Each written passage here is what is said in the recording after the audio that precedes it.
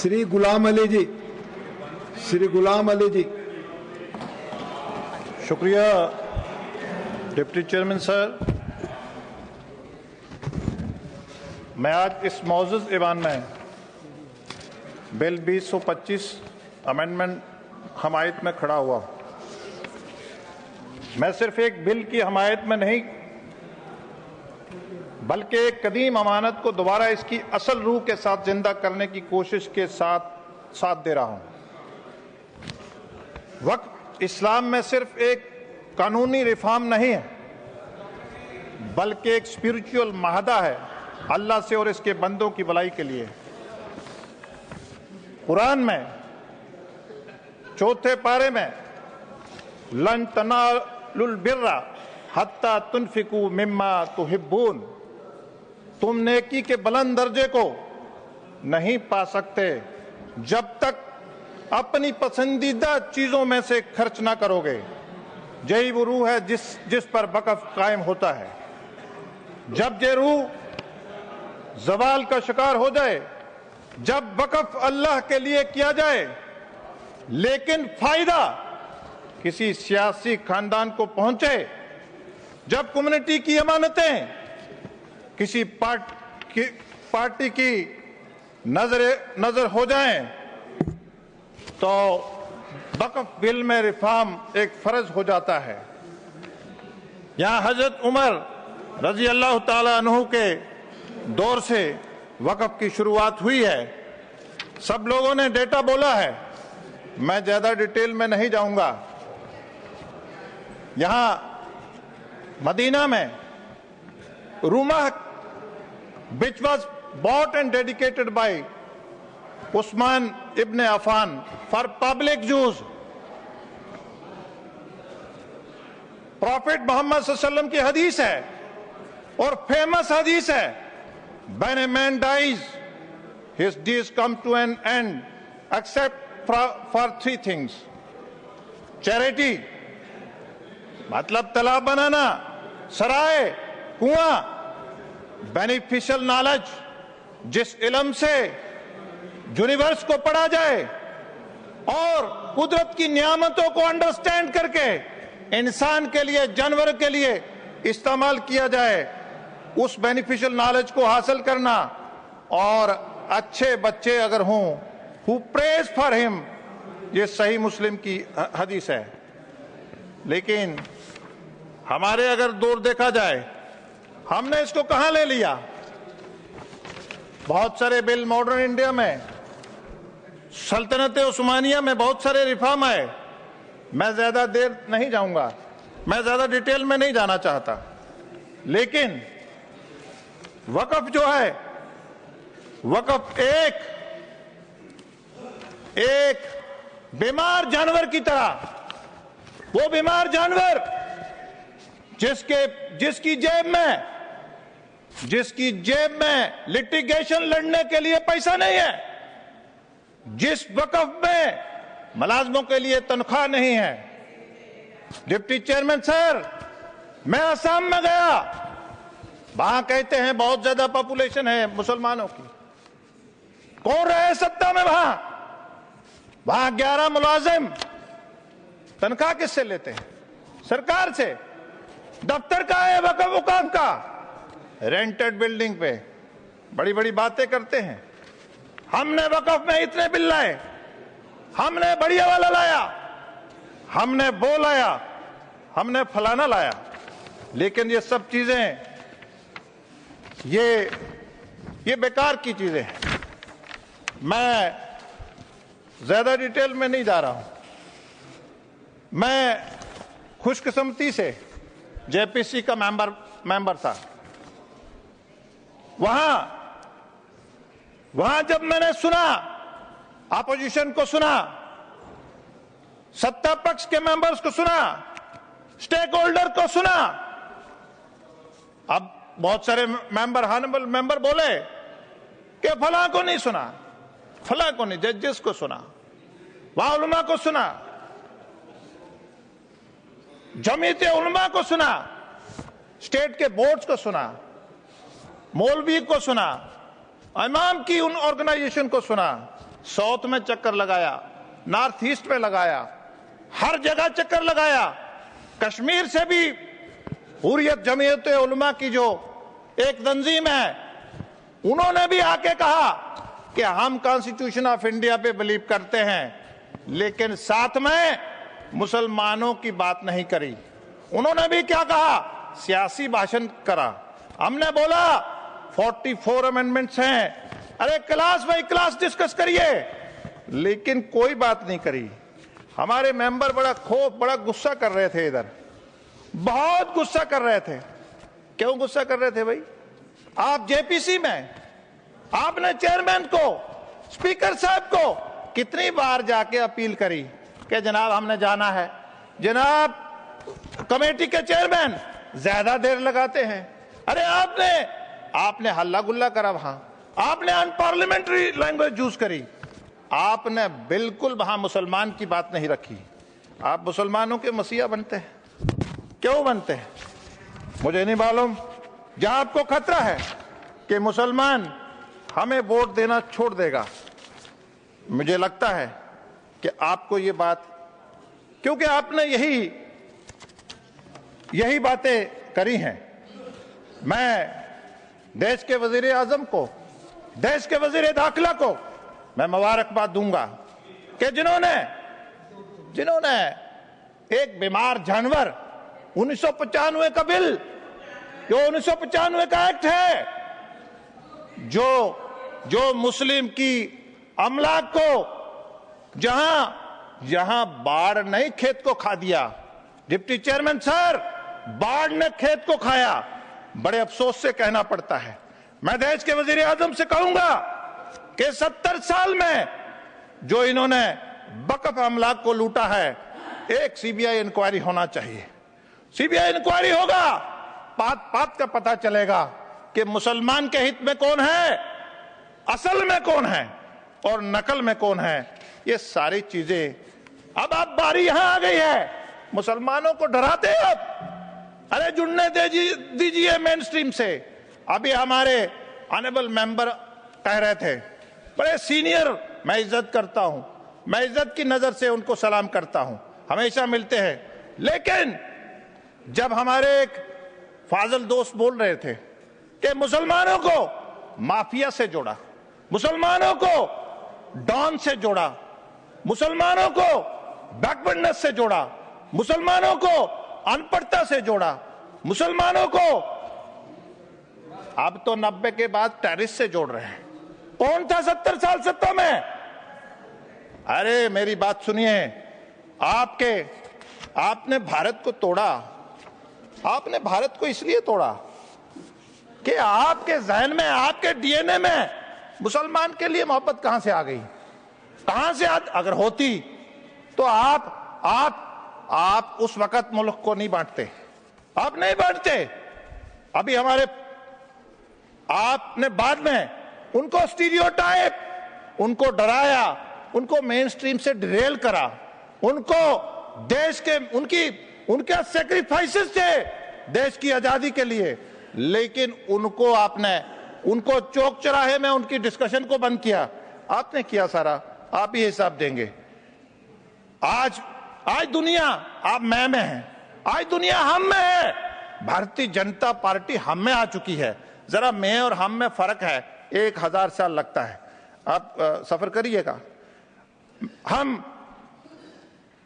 मैं कल एक लोकसभा की डिबेट सुन रहा था। मैं मेंबर का, बहुत सीनियर मेंबर है, उनको मुसलमानों ने बहुत वोट दिए हैं और मेंबर पार्लियामेंट भी भेजे हैं, यहां भी भेजे हैं, वहां भी भेजे हैं। लेकिन देखिए 80%, 90% उन्होंने अपनी स्पीच में कोई मुसलमान की वक्फ में तरमीम की कोई बात नहीं करी। उन्होंने हंसा, उन्होंने नोटबंदी का बात किया, कोई किसान का इधर उधर का बात करा, कोई मतलब उन्होंने मुसलमान को उसके लिए टाइम नहीं। इससे उनको नियत होता है कि उन्होंने वोट ले लिया, मुसलमानों ने यहां भेज दिया, लेकिन बात नहीं करी। एक और बड़ी पार्टी, रीजनल पार्टी है, कांग्रेस से निकली है, वो क्या कहते हैं? हिंदू जो हैं वो इंग्लिश उसको मानते हैं, इंग्लिश कानून को मानते हैं, और मुस्लिम जो है प्रॉफिट सल्लल्लाहु को। अरे मुसलमान, भारत के मुसलमान के लिए आप इतनी साजिश रच रहे हैं कि उन्होंने क्या बोला? अरे मुसलमान जिस देश में रहता है ना, हिब्बुल बतने निस्वल ईमान, अरे उस देश से मोहब्बत करता है। मुसलमान कभी गद्दारी नहीं करता। आपके सामने मैं और कुछ चीजें रखना चाहूंगा। आज हम मुसलमान का वोट लेते हैं, लेकिन वर्किंग कमेटी में हम मुसलमानों की वेलफेयर के लिए डिस्कशन को अफोर्ड नहीं कर सकते। क्यों नहीं कांग्रेस अफोर्ड कर सकती? इसलिए अरे नरेंद्र मोदी जी से सीखिए। हैदराबाद में अपनी वर्किंग कमेटी में बोलते हैं मुसलमान के एक हाथ में कुरान होना चाहिए, दूसरे में कंप्यूटर होना चाहिए। आपको क्या तकलीफ है? अगर मुसलमान स्टार्टअप स्टैंडअप के जरिए विकसित भारत में मोदी जी का साथ देना चाहता है, दुनिया की सबसे अजीम ताकत बनना चाहता है, आप क्यों उसको बैकवर्ड रखना चाहते हैं? मुझे मालूम नहीं कि आप उससे जुल्म क्यों करते हैं।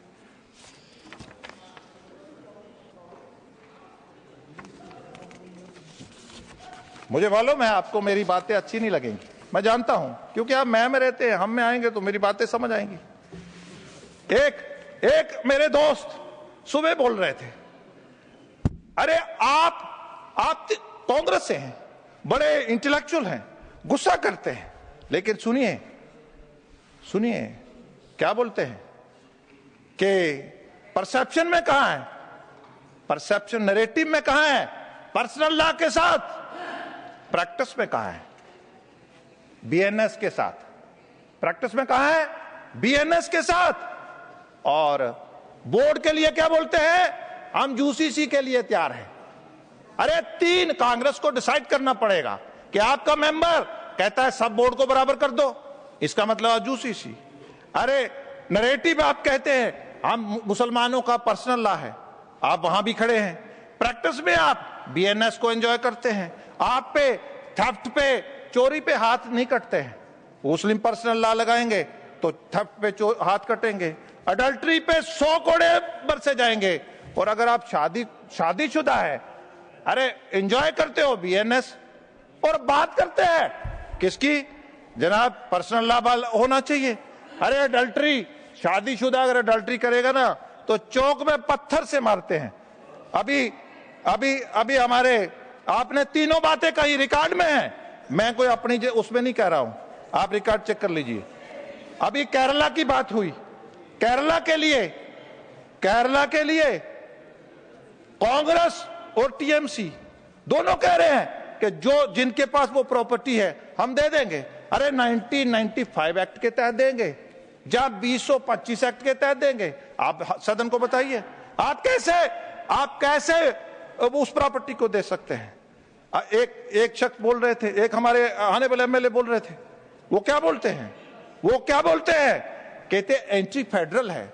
अरे आप बनाए 1995 का एक्ट, तो वो एंटी फेडरल नहीं है। आप कौंसिल बनाए, नेशनल कौंसिल बनाए, वक्फ बनाए, वो सब ठीक है, लेकिन मैं प्रैक्टिसिंग मुसलमान पे बड़ी बात हुई, डिप्टी चेयरमैन साहब। अरे इस्लाम को समझने के लिए एक बातन और एक जाहिरी इबादत होती है। एक साइड आप बोलते हैं कि वक्फ में इस्लाम को समझने वाला होना चाहिए, आपका दबाव है हमारे ऊपर कि इस्लाम को समझने वाला। और जब हमारे मिनॉरिटी मिनिस्टर जब हम लेजिस्लेशन लेके आते हैं कि उसको प्रैक्टिसिंग, अरे एक साइड आप बोलते हैं कि उसको इस्लाम का नॉलेज होना चाहिए, दूसरी साइड हम प्रैक्टिसिंग मुसलमान रखते हैं। आप कहते हैं अरे उसको पॉइज को, अरे पाकी को वो कैसे समझेगा? अरे वक्फ की उसको पवित्रता को कैसे समझेगा? चेयरमैन साहब, इनकी समझ में कैसे आएगा? ये मैं की दुनिया में रहते हैं, कैसे समझेंगे? ये कलेक्टर की बात करते हैं। अरे कलेक्टर, अरे इतना कलेक्टर करते हैं। अरे जो सीनियर अफसर होगा, क्या वो सरकारी अफसर नहीं होगा क्या? अरे आपको कोई नहीं मानने वाला। अब आपके चुंगल से मिनॉरिटी निकल जाएगी, याद रखना। आप चेयर को अब आपके चुंगल से मिनॉरिटी निकल जाएगी। John Brittas, take your seat. आप चेयर को देखकर बोलो। आपके चुंगल से, अरे मुसलमानों, आपने एक साजिश के तहत आपने ऐसी सेक्शंस लाएं, कैसी सेक्शन लाएं जिसके लिए वक्फ बदनाम हो, जिसके लिए मुसलमान बदनाम हो, जिसके लिए वक्फ की पवित्रता खत्म हो। हम क्यों बड़े भाई की प्रॉपर्टी पे कब्जा करेंगे? हम नापाक हैं क्या? हम मुसलमान हैं, हम उसकी प्रॉपर्टी नहीं कब्जा करेंगे। आप चाहते हैं उनकी प्रॉपर्टी कब्जा करें, हम नहीं करेंगे, हम नहीं करेंगे। आपने ऐसी सेक्शन साजिश के तहत डाली, हम क्यों झंडा गाड़ेंगे वक्फ का? हम क्यों गाड़ें किसी की प्रॉपर्टी पे? हम अपनी डोनेशन वाली प्रॉपर्टी का रिकॉर्ड देखेंगे। अरे आप सुनिए ना, अब थोड़ा सब्र से सुनिए ना। अरे सुनिए, अरे आपके पास अब मुसलमान नहीं रहने वाला, वो वक्त चला गया, अब वो चला गया। आप अरे ट्रिब्यूनल का संबोधित करिए और कंक्लूड करिए। अरे यूनिफाइड वक्फ, अरे नाउमीदी, अरे नाउमीदी। डिप्टी चेयरमैन सर, कंक्लूड करिए। चेयरमैन सर, हम नॉर्थ ईस्ट में गए, वहां ट्राइबल का जमीन, वहां ट्राइबल ने मुसलमानों को कब्रिस्तान के लिए गिफ्ट दिया है। तो ये क्या बोलते हैं कि मुसलमानों आप ट्राइबल की जमीन पे भी जाओ, ट्राइबल ने पहले हमें गिफ्ट दिया, नॉर्थ ईस्ट में हम गए। अरे आप सुनिए, अरे सुनिए, अरे आपको मालूम नहीं है, पहले क्या देखिए आप। गुलाम अली जी, आपका समय खत्म हो चुका है, कंक्लूड करिए। चेयरमैन सर वाकिफ की मंशा से वक्फ चलता है। इन्होंने हजारों प्रॉपर्टी का टाइटल चेंज करा। आप कौन होते हैं वाकिफ की मंशा को चेंज करने वाले? आपने समय खत्म हुआ। अदर रिलीजन की बात करी, आपका समय खत्म हुआ। I am concluding sir. Amarnath में ये अदर मुसलमान, ये मुसलमानों के बिना और कौन आ गया?